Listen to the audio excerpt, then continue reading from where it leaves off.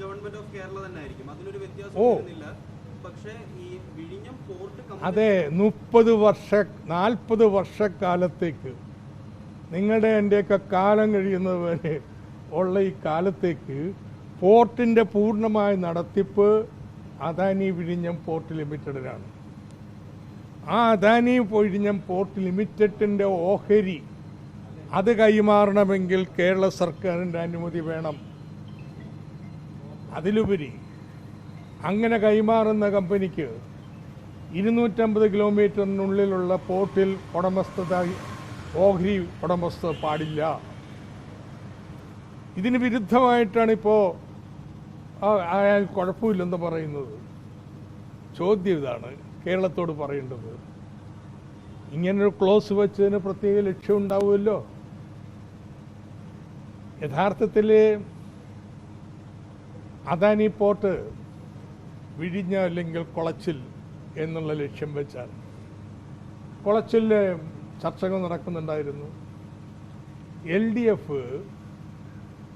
UDF വെച്ച നിബന്ധനകളുടെ അടിസ്ഥാനത്തിൽ, കരാറിൻ്റെ അടിസ്ഥാനത്തിൽ വിഴിഞ്ഞം മുന്നോട്ട് കൊണ്ടുപോകാൻ തീരുമാനിച്ചത് വിഴിഞ്ഞത്തെ തടഞ്ഞ് അദാനി കുളച്ചിലേക്ക് പോയാൽ അദാനിയുടെ ബന്ധങ്ങൾ വെച്ച് വലിയൊരു മത്സരം നമ്മുടെ വിഴിഞ്ഞം നേരിടേണ്ടി വരും. വിഴിഞ്ഞമാണെങ്കിലോ കേസിൽപ്പെട്ട് അനന്തമായി നീണ്ടുപോകും. അതുകൊണ്ട് കടൽ കൊള്ള എന്നൊക്കെ പറഞ്ഞപ്പോഴും ശരി, അല്ലെങ്കിൽ കരാർ ഒപ്പിട്ട് അതുമായിട്ട് മുന്നോട്ട് പോകാമെന്ന് പറഞ്ഞത് ഇതാണ് ഇതിന് കാരണം. അതുകൊണ്ട് പോർട്ടിൻ്റെ ഓഹരി മാറുന്നില്ലെന്നും പറയുന്നതിൽ അർത്ഥമില്ല. അദാനി പോർട്ട് പ്രൈവറ്റ് ലിമിറ്റഡിൻ്റെ ഓഹരിയൊക്കെ മാറുന്നത്, അതിന് അനുവാദം വേണം. അത് മേടിക്കുന്ന കമ്പനിക്ക് 250 കിലോമീറ്റർ ചുറ്റളവിനുള്ളിൽ മറ്റൊരു പോർട്ടിൽ ഉടമസ്ഥാവകാശം പാടില്ലതാണ്. പ്രധാനപ്പെട്ട ഈ പോർട്ടുമായിട്ട് ബന്ധപ്പെട്ട് പ്രധാനപ്പെട്ട 3 വകുപ്പുകൾ, ഒന്ന് തുറമുഖ വകുപ്പ്, ഒന്ന് നിയമവകുപ്പ്, ധനകാര്യ വകുപ്പ്. ഇത് 3ഉം VD സതീശൻ്റെ കയ്യിലാണ്, മുഖ്യമന്ത്രിയുടെ കയ്യിലാണ്. അതിലെന്തെങ്കിലും അതിൽ മുഖ്യമന്ത്രിക്ക് ഇതാദ്യമായിട്ടാണ് ഇങ്ങനെ 3 വകുപ്പുകൾ ഒരുമിച്ച് വരുന്നത്. ഒരുപക്ഷെ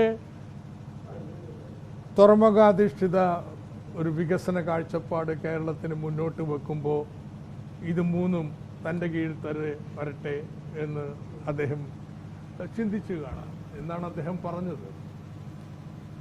പക്ഷേ അങ്ങനെ ചെയ്യുമ്പോൾ ആവശ്യമായ പരിശോധന നടക്കുമെന്ന് ഉറപ്പുവരുത്തണ്ടേ? ഇത് 3ഉം കയ്യിലുണ്ടായിട്ടും ഇത് വിവാദമാവുന്നവരെ ബന്ധപ്പെട്ട മന്ത്രി അറിഞ്ഞില്ലല്ലോ. ഇപ്പോഴും 5-9 നിബന്ധനയെക്കുറിച്ച് ഒരു ധാരണയില്ലല്ലോ. അപ്പോൾ ഇത് 3ഉം അദ്ദേഹത്തിൻ്റെ കയ്യിലാണ്. പക്ഷെ ഗുരുതരമായ വീഴ്ച വരുത്തിയിരിക്കുകയാണ്. കേരളത്തിന് അറിയേണ്ട കാര്യം ഇത് മനഃപൂർവ്വമായിരുന്നോ അത് അറിവില്ലായ്മ കൊണ്ടാണോ?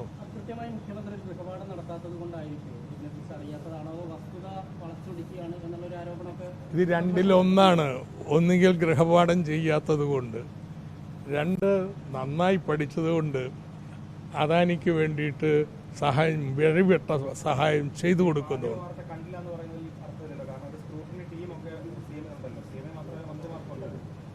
1-ാം തീയതി മുതൽ വരുന്ന വാർത്തകൾ, 1-ാം തീയതി എക്കണോമിക് ടൈംസിൽ വന്ന വാർത്ത നിങ്ങൾ കണ്ടോന്നറിയത്തില്ല. വളരെ വിശദമായിട്ടുള്ള വാർത്തകളാണ്. എന്ന് മാത്രമല്ല, അദാനി പോർട്ട് പ്രൈവറ്റ് ലിമിറ്റഡ് ഞങ്ങൾ $10 ബില്യൺ വിഭവ സമാഹരണം നടത്താൻ പോവുകയാണ്.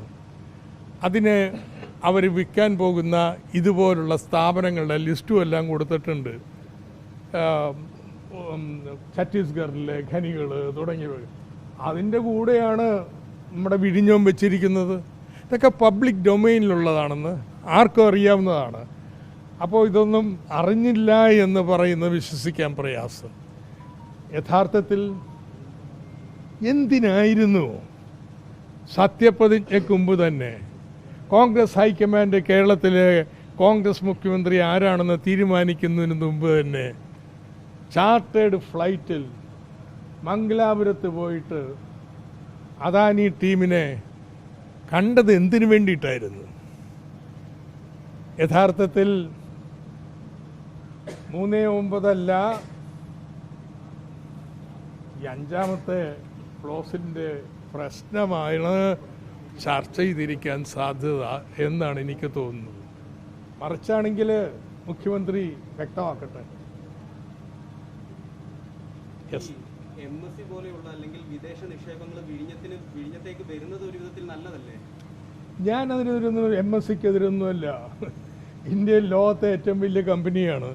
ആ കമ്പനിയെ കേരളത്തിൽ നിക്ഷേപം നടത്താൻ വേണ്ടി നമ്മൾ പ്രോത്സാഹിപ്പിക്കണം.